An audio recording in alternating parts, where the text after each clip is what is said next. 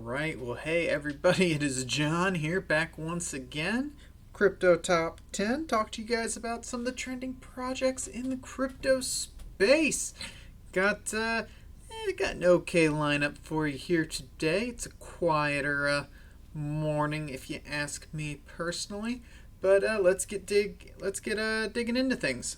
Though, as always, first off, thanks to all those who have subscribed. Really do appreciate it. Lets me know what I'm doing well, what I need to work on, and you can pop down to the description, take a look at that. You'll find some links or a link, depending on where you're finding this, to all the articles discussed, so that way you can learn for yourself and not just read what I've got going on. So, getting into things. Talked about Brave browser here. For those of you who don't know, Brave, it's built on Chromium's open source software. It's what Chrome uses. But it is filled with a lot less tracking, and it rewards its users with the Brave, with the basic attention token. And so you can opt in or opt out of ads. It also has a built-in ad blocker. I use it for my day-to-day browsing. It's quite nice overall. According to Brave browser, businesses like eToro, BlockFi, and Nexo have achieved unprecedented results by advertising to the platform's users. Considering the popularity of Brave within the crypto community, this does not come as much of a surprise. For instance, crypto lending platform BlockFi was able to reduce its customer acquisition costs by 75% with Brave ads. So basically, it's cheaper going through Brave and advertising with them. The campaign was also twice as effective as a Google campaign in terms of the percent of respondents who opened accounts. Basically, with any type of thing you're creating, with any marketing or advertising, you're creating a funnel. If 100,000 people see it, you want 10,000 of them to click on it, and of that 10,000, hopefully between 1 and 2 will actually follow things through to completion. So it sounds like they're probably getting more like 5, 6, or 7,000 out of that scenario, which is pretty darn nice. It's BlockFi's marketing manager Nick Reese said it was one of the most effective channels in driving new customers to BlockFi, and because they're opting in to the ads, it creates a deeper engagement, so it consistently results in a 3x higher click-through rate than any other paid media spend, which is pretty darn nice if you ask me. You know that the people who are seeing the ads are people who have opted into the ads, so by that note, you already know that they're going to be paying a bit more attention than just the standard people. You're starting with a smaller funnel, but you know what's going to be there. So Brave users can voluntarily opt in to watch advertisements and be rewarded with the browser's native basic attention token. 70% goes to the user and 30% to Brave to help it run. The browser counts over 18 million active monthly users, which is up from 8.7 million last November, so we're getting close. About 10 months ago, it's over doubled in size, so pretty darn nice. Like I said, I actually really do like using Brave. I use it for my day-to-day web browsing. It's nice. I like its ad blocking features. I've opted in for some ads, but not too many, so I've got a little bit of basic attention token going in. You can actually use that to tip people, which is quite nice if it's set up. It's a cool little thing to have. I do really like it, and it looks like these companies love it too. But hey, moving on, let's touch on Algorand a little bit. So Ledger just added Algorand's Algo token to the list of wallet-compatible assets available on its desktop app. Ledger Live, which allows holders to store and stake the asset, which is awesome. So assets using proof-of-stake technology mean holders can earn passive income by helping to provide consensus for the associated blockchain. Algorand holders can now stake their Algo coins passively while storing them on their Ledger wallet devices, interacting with their holdings as needed via the Ledger Live desktop interface. So not too bad. Algorand's joining a decent group of assets that are already configured for staking: Tron, Cosmos, and Tezos. Now you can add Algorand to the list. Algorand is definitely a newer project in the grand scheme of things, so it's nice to see them getting added to more established projects like Tron, Cosmos, and Tezos. It's a pretty good thing overall. And Ledger is a fairly established company, though they have kind of had a bit of a rough patch. There was a data breach, there's some wallet vulnerabilities, but overall they've done a pretty good job throughout the years in maintaining security. So it's one of those things, if you got some Algorand and you got yourself a Ledger wallet, now might be the time to move it over. So that way all your staking needs can be handled. But speaking of staking, Cardano. Shelly is live. Staking is on track. I do own Cardano. I am staking it, but this was definitely worth talking about. So 7.6 billion more ADA was transferred to Binance, and as we all know, its price has kind of shed. It's like 30%. So more ADA was transferred to Binance than were withdrawn, according to data from Flipside Crypto. And the price of ADA dropped from 14 cents all the way down to 9.7 cents in just over a month. Shelly went live. The market took a downturn. People are cashing out their gains. Before the asset's recent backtrace in price, Cardano's native currency was on quite a bull run, culminating with a recent upgrade on July 29th. During the run, ADA was able to entrench itself within the top 10 cryptocurrencies by market cap. I believe it got up to number 6, but it's down. Last I saw it was hovering at like 11 or 12. We'll take a look at it at the end of the video. On August the 14th, the vast majority of the 30-day active ADA supply was held by users, 11.4 billion out of 12.2. However, by the end of the period, only 1.5 billion was left with the users. Meanwhile, Binance experienced a net inflow of approximately 7 billion ADA, while top holders accumulated an additional 3 billion. So there are some people out there who've got a lot of faith in that project, and they are buying it up. ADA holders may have decided it was simply time for them to cash out some of the gains they had accumulated in the preceding months. I do agree with that sentiment. Before that bull run, ADA was like trading at like 4, 5, 6 cents. So go from that all the way up to 14. You see it backslide a little bit, and you go, you know what? I'm gonna take my profits. It makes sense to me. I don't see a big problem with it. I really like Cardano for the long term. I think 20 to 25 cents is doable within the next year or so, barring any significant problems. But hey, there you go. Then hopping on over, there's another new DeFi project. It's called Pickle Finance. So Pickle are trying to mitigate stablecoin volatility.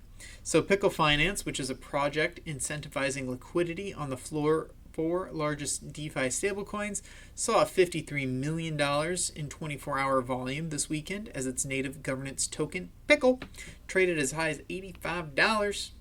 What fun. Quoting the developer, too many farming projects don't actually do anything for the community. The white paper reads, Pickle is an experiment that actually gives an SH. So, wow. That's the white paper. So, gotta love it. Very punk rock. All right. As is all but required for any new DeFi projects, Pickle token holders can vote in the governance process. Pickle is innovating in this area by using what's called quadratic voting, which takes the square root of each vote instead of counting it nominally to prevent whales from having too much influence. Vitalik Buterin actually tweeted at them about this and said it was pretty cool. Though he did say, how do you determine individual identities to prevent individuals from splitting their funds into many different accounts to avoid being square-rooted and losing that power? So instead of a whale with, let's say, 1 million Pickle tokens getting square-rooted to oblivion, they can instead have 100, accounts with 10,000 in each one, or however the math breaks down. I'm not a mathematician. And get square rooted much less and keep their power. 2 days after its hyped up launch, seeing that DAI was trading significantly above $1, things like $1.05, but it should be $1. Pickle governance voted to shift incentives to try to bring MakerDAO stablecoin closer to its peg, or $1. It's unclear whether it was Pickle or something else, but DAI is now trading at $1.02, down from their high of $1.05. There you go. But still, Pickle's ambitions don't stop there. In the coming weeks, Finance will seek to deploy P-Vaults, a way to stake Pickle and earn profits from flash loan arbitrage opportunities on stablecoins that are trading off their peg. So everything with Pickle is designed to get things back to the dollar. DAI has been having quite a problem with being over collateralized and being at like $1.05 and all this stuff. It's been going back and forth. They've been doing their best, but you want a stable coin to be a true one-to-one comparison with, say, the United States dollar or the Chinese yuan or the Russian ruble or the euro, like just whatever. But yeah, so that'll do it for Pickle. Let's hop on over and talk about the next. All right, so it's something we definitely need to talk about. I know some people might find this a little cringe-worthy, but yeah. So here we go. Tether has just helped to recover $1 million worth of lost stablecoins. Great, right? It was after a mistake sent them to the incorrect address. However, they were able to do this because they have centralized control of the stablecoin platform, which allows Tether and Coinbase-backed USDC to work with law enforcement officials to fight illegal activity, which is great, which is awesome, until you, the individual who does not have any criminal issues and does not have a bad background, ends up with a frozen wallet due to a mistake in the system. So that's where a lot of people in the crypto community have pause, and why stable coins are a interesting thing, specifically those two. So Tether CTO Paulo Aderino announced via Twitter last Friday that Tether had returned $1 million worth of Tether tokens to a group of Chinese traders who had sent the USDT to a wrong address. After Tether's support team confirmed that the original tokens could not be retrieved from the Swerve Finance contract, Tether froze that address, revoking the ability for Tether to be sent or received from it, and ensuring the lost tokens can't re-enter circulation. Should Swerve accept Tether at some point in the future, the receiving address can be replaced to accommodate user deposits. So basically they sent it to Swerve Finance, which is a clone of Curve Finance. Essentially they were doing stuff DeFi funny, and it wasn't set up for Tether. So yeah. So both Tether and Center, which is the entity that is in technical control of the USDC, have revealed in the past that they work with law enforcement officials to track illegal crypto activity using their stablecoins, and that those activities account for most of the address blocking and other activity enabled through centralized control of their respective platforms. So I use USDC a lot. I rather like it. I actually prefer it to Tether, honestly, but Tether does have more trading pairs on Binance, which I use, so I end up using Tether sometimes as well. Both of these projects are centralized, so there are things like this which are good, and they're helping law enforcement to catch criminals and do all that, which is also good. However, just be aware that that carries some downsides with the centralized control. You get a better user experience, but at the same time, if your account gets flagged incorrectly, they can technically shut it down. They can freeze it. They can block it.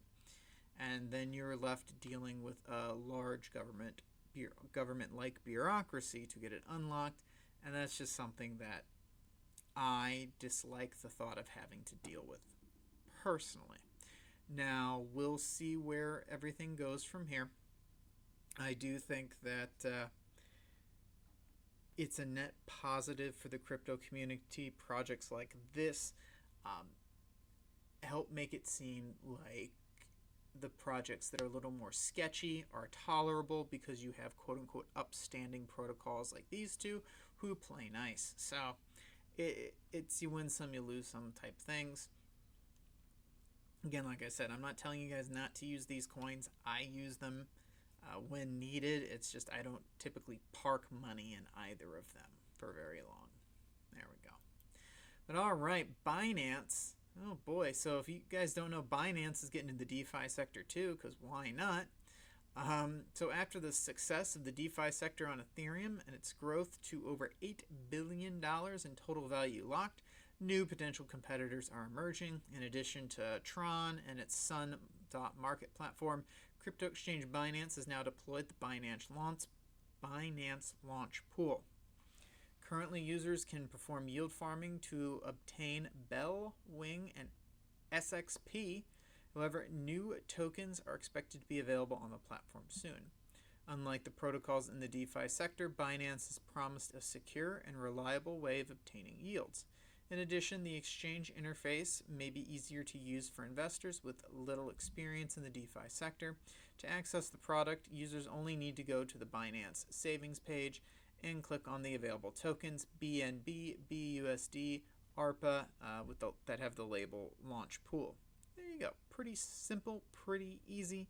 And data presented by the exchange and its CEO, good old CZ, show that the platform has had favorable results. Currently, according to the data, users can get close to 90% APY for staking BNB, Binance coin, and 40% for BUSD with the Bell token. So it's pretty decent, like 90% APY. That's really good. Your average bank account, like savings account, you'd be lucky to get 2% APY in this day and age. So 90 is pretty freaking awesome. It remains to be seen if Binance is going to be a real competitor to Ethereum in the medium to the long term, but for the time being, BNB holders seem to be the ones who are benefiting the most from this. Since the launch of the Launchpool platform, BNB has seen its price rise by 31%. I think it hit up to almost $33. It has retraced a little bit. They were actually sued yesterday. We'll see how that lawsuit goes. I actually talked about it on the channel yesterday, so you can check out yesterday's video once you're done with this one, learn a little bit more. It'll probably just be listed on the next up down below. So there you go. Stick around. Check out that next thing. Pew, pew, pew. But then, hey, starting to wrap things up here, we got to talk about Bluzelle. According to a press release, the popular DeFi project Bluzelle, I'd never heard of it before this, but okay, we'll call it popular. They're working with the Web3 Foundation. This will allow it to provide services to the Polkadot ecosystem, which will enable developers building on its substrate framework to use distributed storage capabilities. Not too bad. So the Web3 Foundation, it's led by the founder of Polkadot, Dr. Gavin Wood, and it funds a variety of research and development teams who build the technology stack for the decentralized web. These efforts are mostly oriented towards Polkadot, understandably. It offers cross-chain compatibility that supports applications ranging from gaming to DeFi. By connecting these projects to a distributed storage provider, Bluzelle can accelerate the Web3 transition. Not too bad. Ethereum had definite aspirations towards this back in the early days. I can't remember if they called it Web 2.0 or Web 3.0, but basically that was the idea behind smart contracts. You could build on top of Ethereum all these different applications and websites and all that fun stuff. Per the release, Bluzelle is a blockchain agnostic dApp solution. Agnostic just means it's not partial towards one or the other. Its architecture aligns with that of Polkadot. This should free developers to launch new parachains and retain access to a reliable data network. Not too bad. Additionally, Bluzelle's oracles, dear Lord, they've got oracles, which help store dApp data in a decentralized manner and also store and reference historical prices, can be used for apps built on Polkadot. So it's looking like this Bluzelle's integration into Polkadot is actually going to be a pretty good thing that'll help Polkadot kind of like push things forward a little bit in certain ways, definitely with this Web3 movement. Polkadot has taken the crypto market by storm. It's in the top 10 despite being pretty much a brand new project. I don't care for its name, I don't care for its logo, but I can't argue with its results. But yeah, so that'll do it for some these trending articles in the crypto news space today. Let's take a look at top 10 coins by market cap. Binance coin is down, almost 11%, $27.69. That is pretty rough. Otherwise, nothing too crazy to report in the top 10. Past 24 hours, ABBC coin is up 12%. That's the winner for the best change within the past 24 hours. Don't know what to say about that. That's kind of meh. And then the biggest loser would be Flexicoin, which is down 27%, thereabouts, with NXM being down 26% after that. So bit more downs than ups. Aave is down 11%. That's rough. Stinks for them. Hey. Alrighty. But hey, once again, my name is John. This was Crypto Top 10 coming at you with daily or week daily videos of the trending articles in the crypto news space. Back to talk to you all tomorrow. And yeah, pop down in the description, check out them links, and thank you to all those who have subscribed. Peace.